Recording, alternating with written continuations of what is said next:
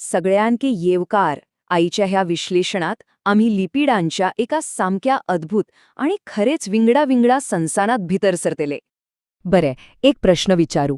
लोणी, आमच्या पेशींची आवरणं आणि कोलेस्ट्रॉल ह्या तिगाईमध्ये सारखं किते असा?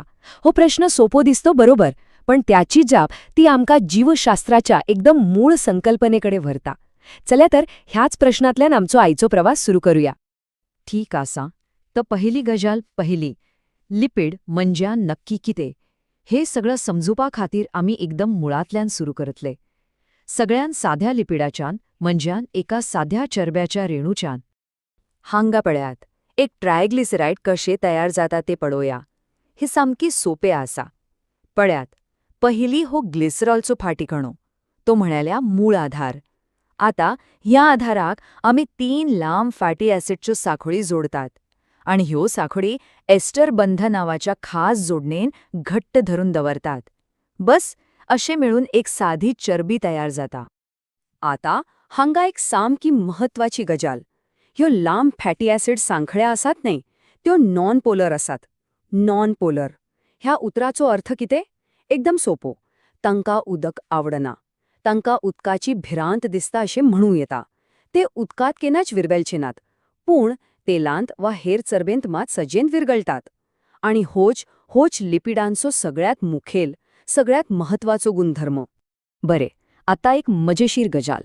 जर आम्ही या ट्रायग्लिसराईडान फक्त एक लहानसो बदल केलो जाल्यार किते जातले? काय जादू जातली? एक सामकोच वेगळो आणि इतलो अद्भुत रेणू तयार जाता जाका आम्ही म्हणतात फॉस्फोलिपिड. हांगा हे एकदम स्पष्ट दिसता.